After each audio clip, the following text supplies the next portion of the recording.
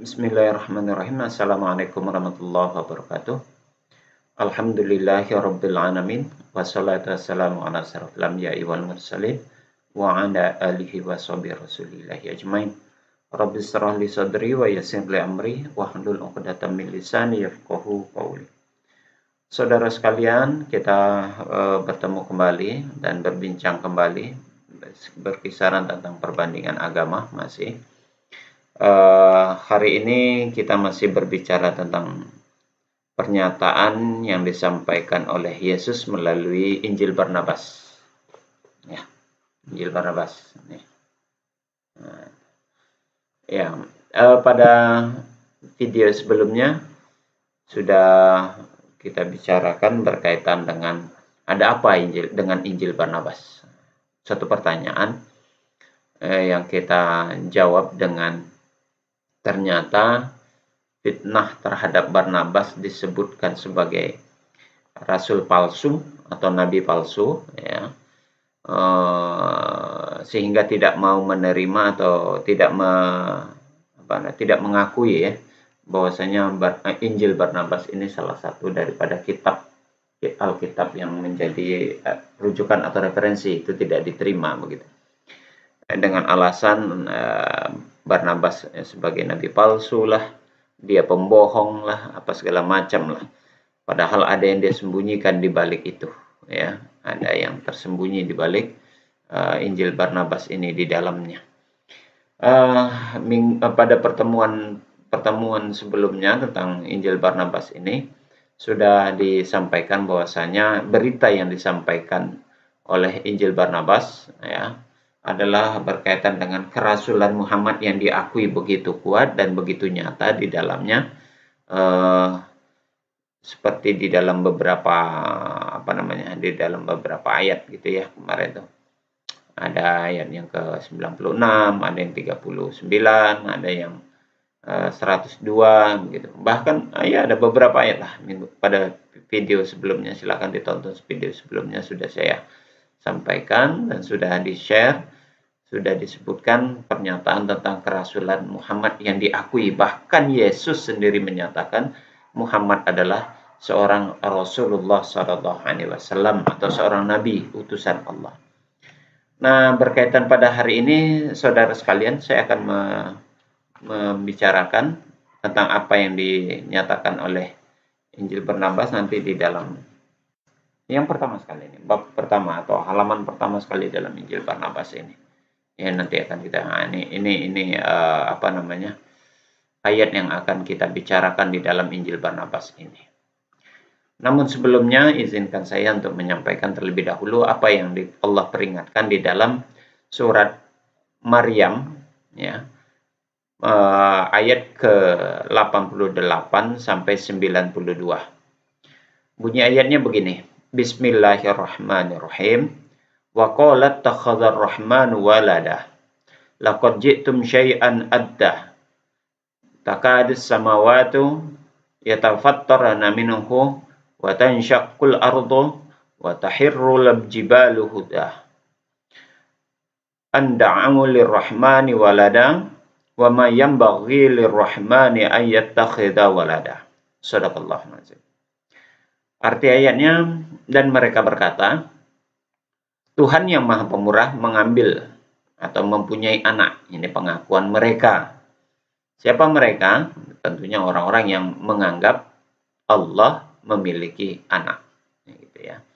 Sesungguhnya kamu telah mendatangkan suatu perkara yang sangat mungkar, kata Allah begitu. Ya.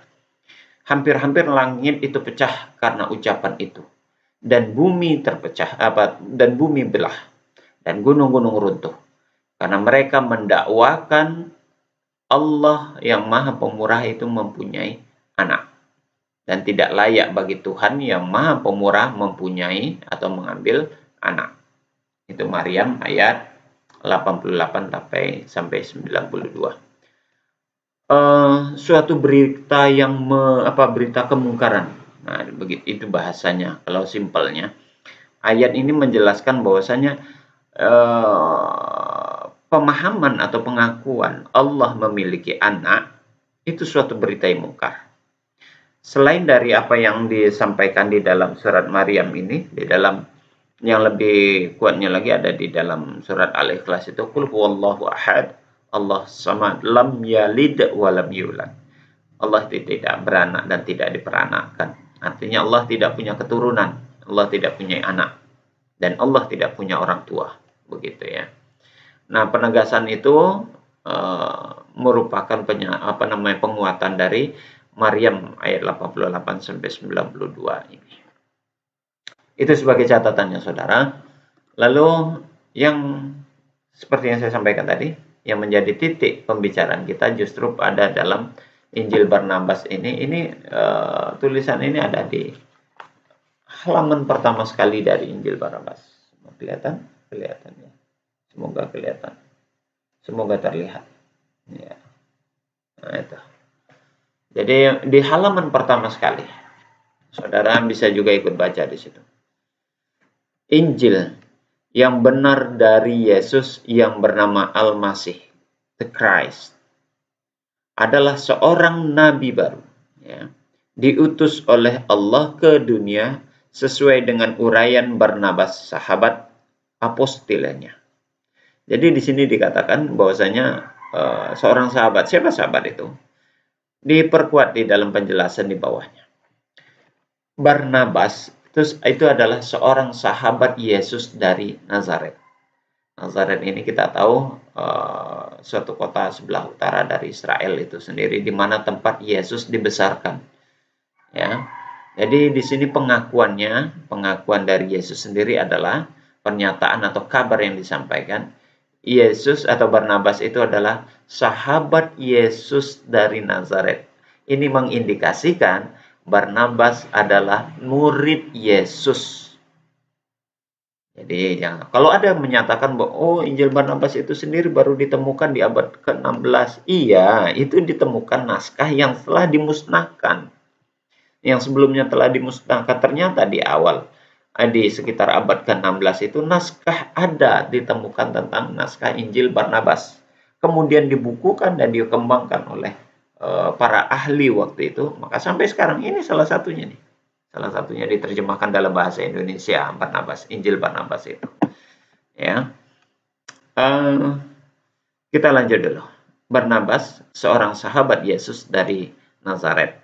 Disebut Al-Masih, beramanat kepada segenap umat. Jadi Isa itu kabar yang disampaikan oleh Barnabas. Dia membawa amanah untuk seluruh umat. Nah, segenap umat, bukan seluruh umat, maaf. Segenap umat, maksudnya segenap umat di sini adalah kaum Bani Israel tentunya. Sebagaimana sudah kita bicarakan dalam video-video sebelumnya, Yesus adalah nabi untuk Bani Israel. Yang berbenah di persada bumi, mengingatkan kedamaian serta hiburan. Saudara-saudara yang tercinta, Allah yang maha besar dan maha gaib. Ini pernyataan Al-Quran begitu tuh. Allahu Akbar kalau dalam bahasa Arabnya. Ternyata kalimat bahasa Arab yang Allahu Akbar itu dan dia maha gaib itu, ya, ada dituangkan oleh Yesus sendiri di dalam Injil Barnabas ini. Ya. Pada beberapa waktu yang berselang telah berkenan berkunjung kepada kita dengan perantara nabinya. Jadi Allah datang kepada umat manusia melalui nabinya, utusannya. Siapa di situ yang disebut dengan nabinya? Yakni Yesus Al-Masih yang membawa rahmat yang besar dalam pengajarannya. Jelas dikatakan bahwasanya Yesus adalah nabi Allah. Ya. Saya ulang kalimat ini. Telah berkenan berkunjung, ya, maksudnya di sini Allah berkunjung, berkenan kepada kita, kepada para manusia, ya, dengan perantara nabinya. Jadi bukan Yesus itu bukan Tuhan, ya, bukan ya Tuhan. Di sini disebutkan perantara nabinya. Siapa nabinya itu? Yakni Yesus Al-Masih yang yang membawa rahmat yang besar dalam pengajarannya. Oke, kita lanjutkan dulu. Beserta mukjizat-mukjizatnya. Ya benar, Yesus punya banyak mukjizat itu, menghidupkan membuat burung dari tanah liat, menghidupkan orang mati, mampu berbicara ketika dia masih dalam dalam gendongan ataupun masih masa kecil sekali begitu ya. Itu mukjizat-mukjizat Yesus diantaranya semuanya. Bukan karena itu dia juga bisa dijadikan Tuhan, bukan begitu ya. Itu hanya mukjizat. Para nabi semuanya memiliki mukjizat. Yang kebanyakan daripadanya telah diselewengkan oleh setan. Ingat, ajaran Yesus sudah banyak diselewengkan oleh setan yang menyesatkan orang banyak dengan dalih kesucian. Nah, ingat. Dengan dalih ajaran suci, ya, ajaran suci.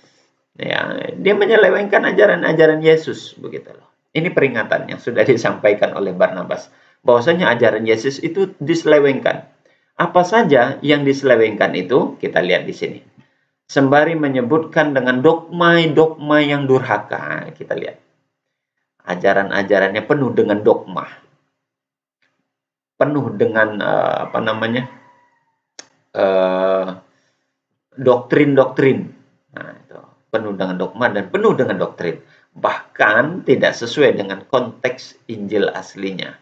Ya, dengan ayat aslinya, begitu ya. Apalah yang diselewengkan di sini? Kita lihat di sini. Menyebutkan Al-Masih anak Allah dan menolak khitan yang telah diperintahkan oleh Allah buat seterusnya, serta memperbolehkan setiap daging yang najis. Wah, ini luar biasa, ini pernyataan yang terdapat di dalam Injil Barnabas.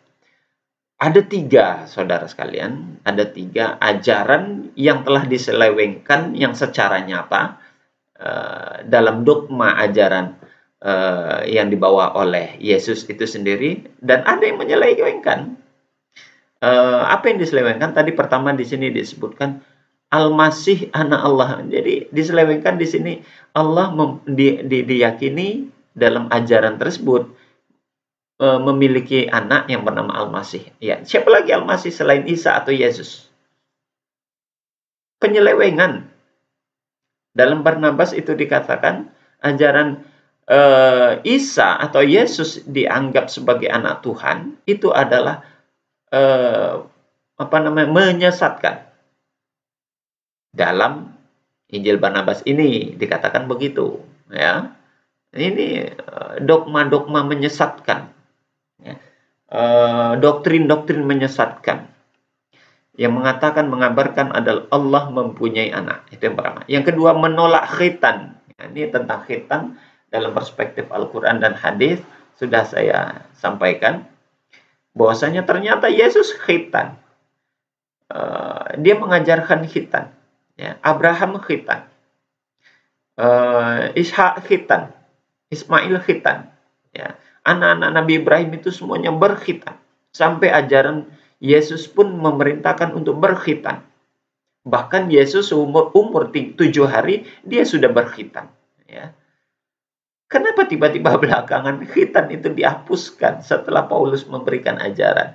Nah, itu kan. Kemudian dilanjutkan, yang telah diperintahkan oleh Allah buat selamanya. Dan, ini ajaran yang ketiganya yang disesatkan adalah serta mereka untuk menghalalkan makanan daging atau daging yang najis. Makanan apa itu? Daging apa itu? Yakni daging celeng tentunya. Atau daging babi. Ya, di dalam imamat kan begitu dinyatakan pengharamannya itu. Dan demikian juga babi hutan. Karena memang berkuku belah dan berserap panjang dan tidak memamah biak. Dia haram bagimu, ya begitu. Ya, kurang lebih begitu bunyi ayat itu. Pernyataan haram itu ternyata dibolehkan, dihalalkan. Babi yang nyata-nyata dinajiskan ternyata dihalalkan. 3 ajaran yang lain. Siapa pelaku itu? Di sini disebutkan termasuk di antara mereka adalah Paulus yang telah menyesatkan. Barnabas mengatakan begitu. Jadi yang menyesatkan adalah ajaran Paulus sesuai dengan apa yang diterangkan dalam Injil Barnabas ini. Ya. Jadi bukan kata saya, ini kata Barnabas dalam ini. Terjemahan Injil Barnabas. Silakan saudara tidak menerima Injil Barnabas ini, Saya yakin itulah sebabnya, karena kenapa Injil Barnabas ini ditolak oleh saudara-saudara kita kaum Nasrani atau kaum Kristen, ya umat Kristen. Ya karena ini membahayakan, ini membahayakan. Ya, di sini dikatakan orang yang mengajarkan ajaran Yesus mempunyai anak, orang yang mengajarkan khitan itu dilarang, orang yang mengajarkan daging babi itu halal, orang yang mengajarkan adanya unsur Trinitas, dan pengajaran itu diajarkan oleh Paulus, dan Paulus itu adalah penyesat.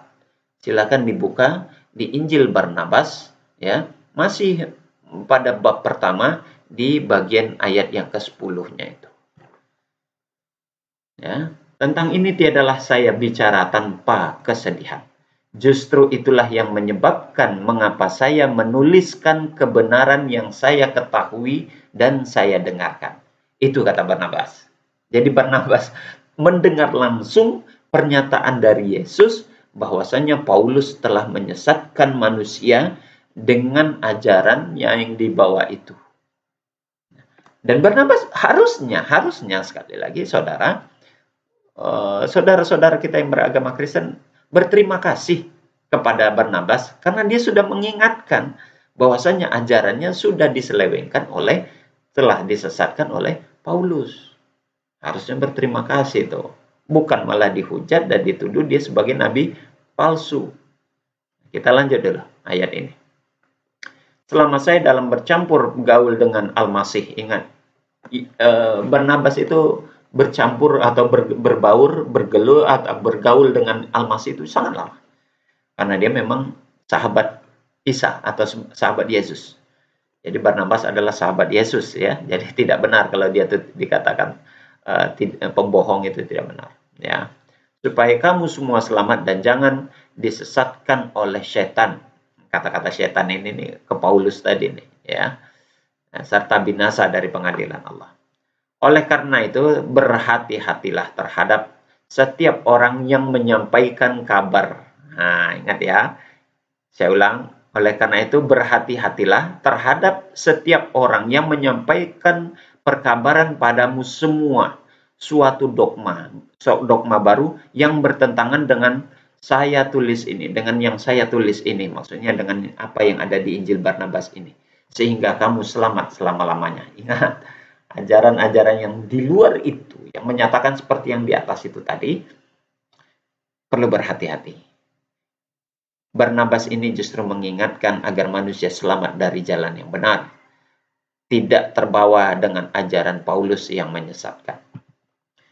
Di akhir alinea kalimatnya disebutkan, semoga Allah yang maha besar, Allahu Akbar, ya, beserta kamu sekalian adanya dan melindungi kamu semua dari godaan setan yang terkutuk.